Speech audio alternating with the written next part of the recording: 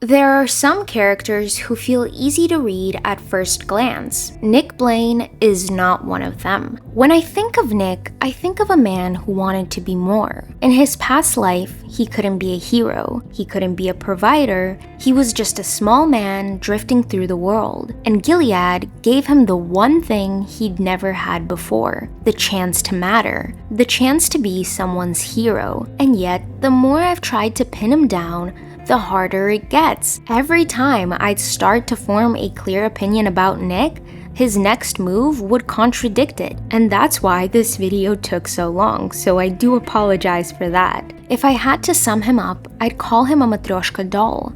You think you figured him out, but every time you peel away a layer, there's another one underneath, like in Tinker Tailor Soldier Spy.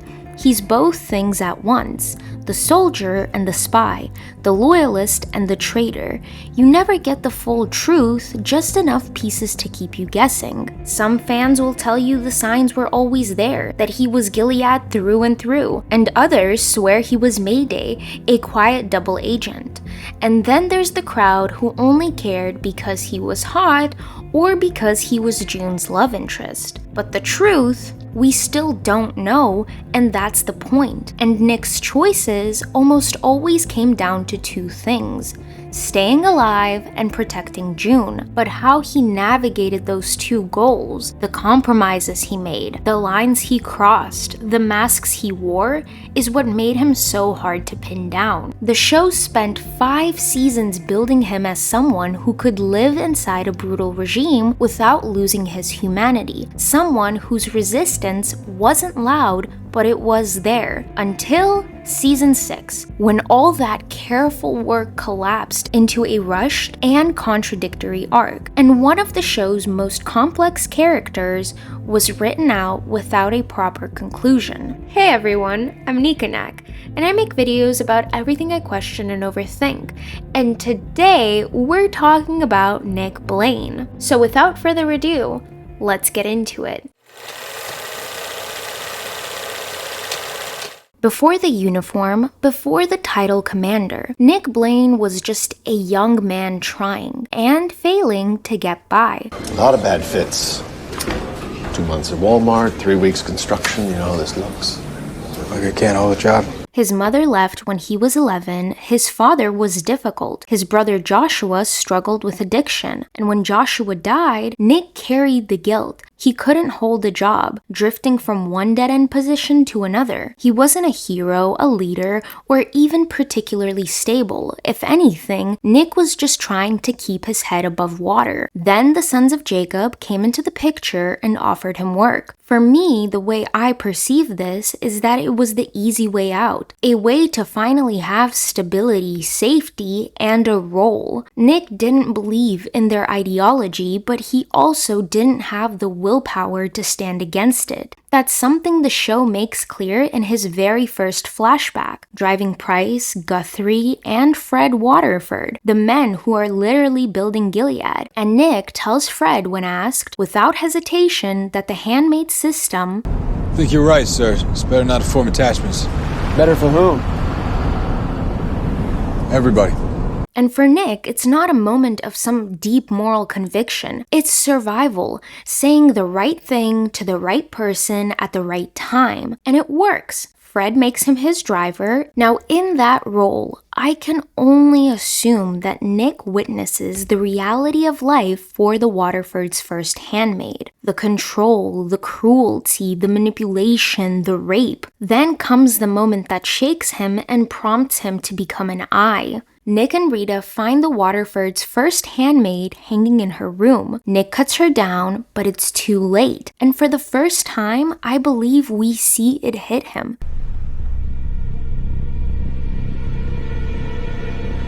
Like he didn't fully grasp the reality of what he'd sign up for until that exact moment. I think that's where his quiet resistance started, not out of ideology, but because of the human cost he couldn't unsee. Soon after, Price makes him an eye. You do understand that as an eye, you'll chiefly be reporting on the activities of your own commander, Fred Waterford. Yes, sir. Reporting back to Price on Fred's activities and the other commanders. which in a way is a good thing because we can see that he doesn't agree with the ideology or what they are doing. However, Nick is not painted as a man of decisive rebellion. His backstory makes it clear he didn't have comfort or privilege before Gilead, and the people who rely on him now wouldn't have looked twice at him then. Gilead gave him importance, authority, and the ability to matter in a way he never had before. That's both the reason he stays and the reason he can't fully break away. He is smart enough to see through the system, but also tied to the protection it gives him. It's only when he meets June that this begins to shift. And honestly, without her, I'm not sure there would even be a Nick Blaine arc to talk about. In the previous chapter, I said that without June, there might not have even been a Nick Blaine arc. And I believe this because Nick revolves, and his story and the way his character grows revolves around June and their complicated relationship. So from the moment they meet, June becomes the gravitational force in his story. At first, Nick's connections to her might have been part pity. He just, or a couple of months ago, witnessed the Waterfords' first handmaid die and seen firsthand how quickly that role could destroy someone. And I think a part of him in the very beginning assumed that June might meet the same fate. His early gestures towards her, like warning her about Offglen. You need to be careful. By the river? With her, Offglen. Or the eyes in the house. Couldn't stop them. I'm sorry. Came across to me as small acts of protection, and then comes the Serena arranged ceremony between them. Nick says yes, not because he wants it that way, but because saying no could have cost him his life. It's the first time that we as an audience see his survival instinct collide with his feelings for June. Now over time, that pity shifts into something else. Nick realizes June isn't broken, she's testing boundaries. They had tuna at Loaves and Fishes yesterday. It looked good.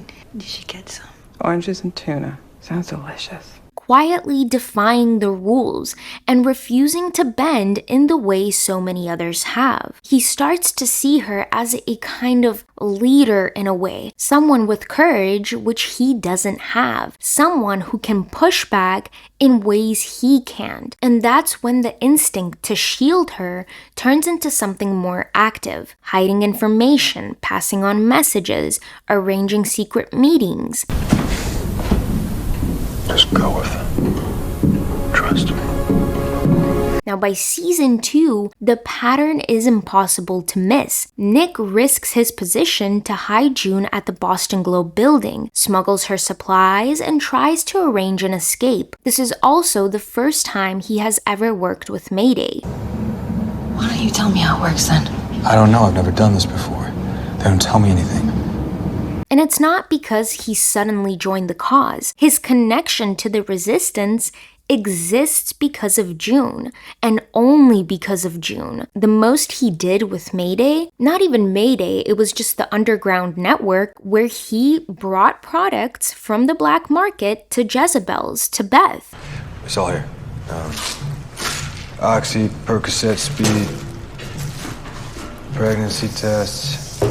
That was the most we saw from him. And when June pushes for more, intel on Hannah, impossible demands given his limited rank, he still bends. Even when he thinks her plans are reckless, he equips her to try. Without her, I doubt he'd be doing any of this. Just stay inside, sir. My child is missing!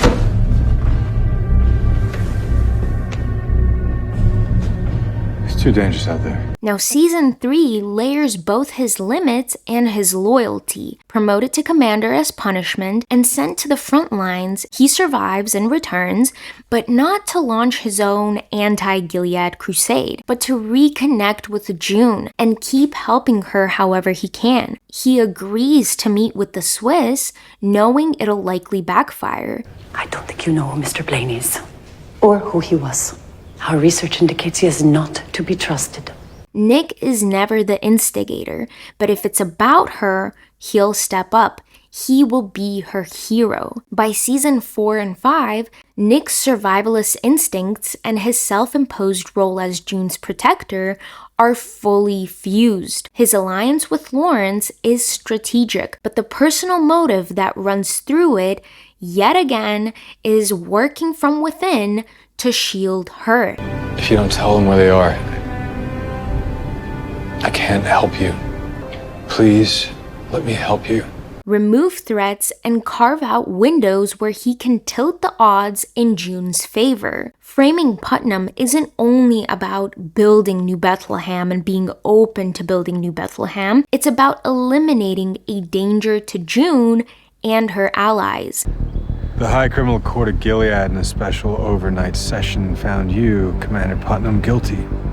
But not only is it Putnam, it's also that he helps her kill Fred. Despite being a commander, Nick chooses to facilitate Fred's transfer to June instead of giving him to Gilead authorities. This is a direct act of betrayal against Gilead's hierarchy.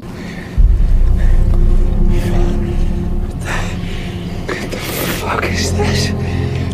And just like all the other moments, he puts her need for justice, or perhaps revenge, ahead of his own safety and loyalty to the regime. Now that we've fulfilled our end of the bargain, I have some papers for you to sign. They outline our agreement. And that's Nick Blaine in a nutshell. He's not driven by a grand vision of a better world. He's driven by June. Without her, his survival instincts would keep him cautious and obedient inside Gilead's system. So Nick's bravery is selective, but that doesn't make it meaningless. In fact, I think it's the very essence of his arc. He's a man who couldn't be a hero before Gilead, but now he is trying to be one for the only woman who gives his life meaning. And speaking of women, it's ironic and maybe a little telling that every major step Nick takes up Gilead's ladder is connected to a woman in his life, not in a romantic, behind every great man sense, but in a transactional, survivalist way that reveals how deeply he moves through the system by proximity to women. And Eden is one of the clearest examples of that. Now, Eden was just 15. Deeply religious, and believed every word she's been taught about duty, obedience, and pleasing her husband. I'm so blessed to join your honored household. May the Lord keep you and the commander in his grace and help guide me too. Nick, on the other hand, is a man in his 20s who's already seen too much to buy into any of that. And their pairing, unfortunately, is less about compatibility and more about punishing both him and June. It was the combination of Serena's jealousy, The Handmaid is not your concern. Fred's control, and the system's need to keep Nick firmly in line, all rolled into one. Gilead values the family and rewards those who live by those values. Now, from the start, Nick treats Eden more like a child in his care than a wife. He's polite but distant, not out of cruelty, but because he knows how wrong the situation is. He avoids her advances, knowing full well that refusing her could get them both in trouble. And when June warns him Eden might report him, So you have to sleep with Eden. She's gonna report you. She will make trouble. She's 15 years old. he reluctantly sleeps with her. Yes, this was bad, but he really didn't have a choice. And as I mentioned earlier, Nick is not one to die for a cause. So he did it. Not because he wants to, but because in Gilead, compliance can mean staying alive. Eden, though, wants the marriage she was promised. She wants love, attention, and a husband who cares. I was thinking maybe I could spruce up our house and make it homier. Sounds good. When she doesn't get it from Nick, she turns to Isaac. the guard who actually talks to her and pays some kind of attention to her. And when Eden is caught by her own family, which still blows my mind, Nick tries everything he can to save her. He tells her she shouldn't be sorry for wanting a life, apologizes for not being the husband she needed, and even asks for her forgiveness. All I wanted was to make a real family. Isn't that what Gilead wants of God's servants? We can do that. We can make a family. We can make a baby. Whatever I need to do to fix this, I'll do it. But unfortunately, in this world, compassion, understanding, forgiveness can't override ideology. Eden and Isaac are executed, and her death shakes Nick. And I believe it's not just the guilt of failing to protect someone he was assigned to care for. It's a reminder of the system he's still a part of, the one he reinforces every day simply by staying in his position. So, Eden's storyline doesn't just fill in a subplot. I do believe that her faith becomes another layer in Nick's quiet rebellion, just to open his eyes a little bit more and show him how actually bad this is. To show him that by loving someone and wanting to be with the person you love can get you killed. And honestly, the motherfucking hypocrisy. Honestly, I'm sorry, I don't curse in my videos, but this made me so mad that not only did her parents turn her in. She was home when Eden arrived with that boy. We called the authorities immediately.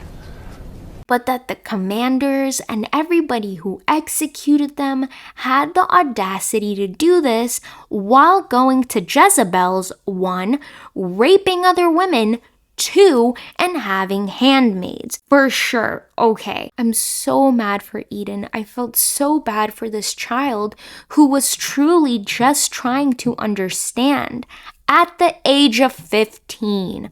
But I digress. Seems like Eden was hiding a multitude of sins. What sins? What?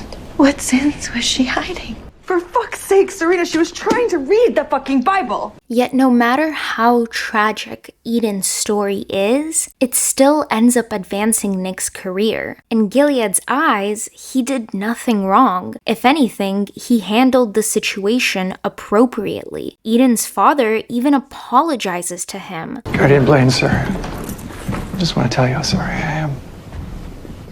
We tried to put her on the path to God. And because the blame never touches him, it clears the way for him to keep moving up the ladder, eventually marrying Rose, the daughter of a high commander, and securing a position even closer to Gilead's inner circle. By the time season 6 begins, Nick's walking a tightrope. At home, Rose and her father, Commander Wharton, want him all in on his shiny future in Gilead. But don't you think maybe it's time to put away those childish things? No matter how fun and diverting they may be, prioritize. Prioritize what's best for you and your family. But outside that house, June still calls when she needs him, and that pull between the life he's built and the woman he can't seem to let go of ends up driving every decision he makes this season. Now, in the earlier episodes, Nick tries to lean into survival, which is classic. He burns the SIM card Tuello gives him, which signals that he is breaking from Mayday. It seems like a pragmatic move not to get caught, but for me it was more of a warning sign that his resistance is fading. Yet when June is hurt, he can't help himself. He intervenes, helping rescue Luke and Moira, even killing guards to get them out. As always, his choices aren't about ideology, they're about her. Now in episode 3 of season 6, June admits he still has her heart, even as she rebuilds her life with Luke. I loved you. He waited for me, Nick, for years. Loved me. Love. That admission reignites something, but it also deepens the impossibility of their situation. And because of that dilemma, he comes to a breaking point. June discovers that Nick passed Mayday's Jezebel's plan to Wharton, leading to the execution of nearly every woman involved. For her, it's a betrayal she can't come back from. You pretend like I'm not a commander or an eye, unless it suits you. I never pretended. Well, you didn't face it, and now you have to. You gave up those women to save yourself. We all want to save ourselves. We're fucking human. That's what we do. This is one of the most brutally honest moments in their relationship, stripping away the romanticized survival partnership and forcing them to face what they've been all along. Two people willing to compromise morality when it serves their own survival or the people they love. And from that moment on, the distance between them is permanent. And the tragedy of season 6 is that Nick's delicate balance, living in Gilead while quietly resisting, collapses. For years, their relationship thrived in moral gray zones, and season 6 shows what happens when that gray turns black and white. One chooses survival, the other chooses the fight, and neither choice leaves room for them to meet in the middle. We talked about June, we talked about Eden, and it's only fair we talk about Rose. Like Eden, Rose represents another calculated step in his climb through Gilead's hierarchy. Nick marrying her wasn't just a personal alliance. As the daughter of a high commander, she gave him proximity to the most powerful circles in the regime, and closer access to Hannah, June's daughter. However, Rose is the opposite of Eden in almost every way. She is older, politically aware, and raised inside Gilead's power structure. She is not naive about the regime, and she marries Nick with her eyes open. Their relationship is not a love match, it's an alliance in a way. And from the start, Rose accepts that Nick is not entirely hers. She knows about June, and she tolerates it, at least at first. Did you see her? Yeah. And what she needed to do was done? Yes. Praise be his mercy. Maybe June can find some peace now. Her willingness to look the other way is transactional. Nick's position benefits her and their future child, but that tolerance has limits. Makes me the kind of person who'll do whatever it takes to make Gilead a safer place for our child. Are you sure that's who you did this for? I'm sure. Now, by the end of season 5, she sees the truth. Nick will always run to June when she is in danger, no matter the risk. Rose refuses to be second place in her own marriage. Why did you ever pretend that you loved me? I do love you. You're a liar. You say that because you want to feel like you're a good man. But a good man wouldn't leave his pregnant wife every time his girlfriend calls. And this fits the version of Nick the show spent years building. The problem is that later, the writers seem to gaslight the audience into believing he was evil all along. This rewrite undermined not just Nick's moral ambiguity, but also the strategic logic that had been established for his marriage to Rose in the first place. And season 6 shows what happens when the delicate balance between them shatters. She tells Nick to let go of the past, meaning June, and focus on their future. When she falls ill, the pregnancy sharpens her leverage over him. The doctor said the sedatives in that cake might have triggered these complications. She's responsible. You need to show your allegiance.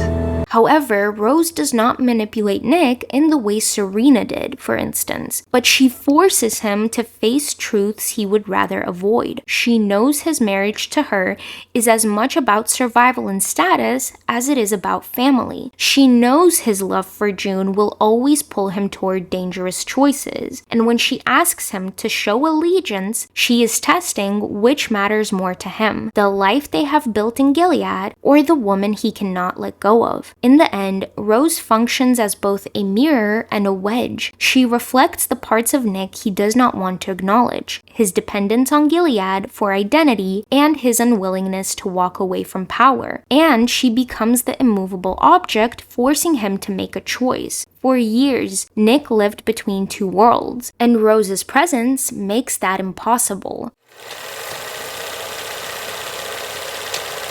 Nick didn't need a grand, heroic blaze of glory, but he deserved a consistent ending. For 6 seasons, he'd been built as one of the most morally complex characters in the series, a man trapped in the machinery of Gilead, resisting in quiet and strategic ways while keeping himself alive. And that kind of resistance was proof that rebellion isn't always loud. Sometimes it's calculated. Sometimes it's about surviving long enough to make the small moves matter. Season 6 took that away. By the time we reached the penultimate episode, the Nick we knew had been stripped back to something smaller, simpler, and frustratingly less interesting. He was caught between a wife who demanded loyalty to her father's regime and a love who no longer trusted him. And then, just like that, it was over. Lawrence plants a bomb on a plane with high commanders, intending to kill them and escape. The plan changes when Wharton and the others arrive early. Lawrence gets on the plane, turning it into a suicide mission. And at the last moment, Nick boards too. And we never get a clear explanation. Did he know that this flight would be his last? Was it a final messy attempt to avoid the impossible choice between protecting June or protecting his Gilead family? The ambiguity would be fine if it felt intentional. It didn't. His last scene is with Lawrence, the two of them reflecting on June. She told me to give all this up. She did tell me. Many times. You should have listened to her. June watches from the ground. There's no goodbye between them, no final confrontation, no resolution to one of the show's most important relationships, just smoke in the sky and unfinished business. And it's maddening for two reasons. First, Nick was supposed to play a role in the Testaments. Not a huge one, but enough that his death here makes no sense unless the writers plan to undo it. And the second thing is, there was so much left to say. His arc was never about picking the winning side. It was about living with the impossible choices and what that does to a person's soul. We never get to see him fully reckon with that. Nick's story could have ended in many ways. Defection, survival, capture, etc., etc. But it should have honored the character that they spent years building. Instead, his final chapter felt like a footnote. And for a man whose quiet rebellion was as important as June's open rebellion, that's not just a bad ending, it's a missed opportunity.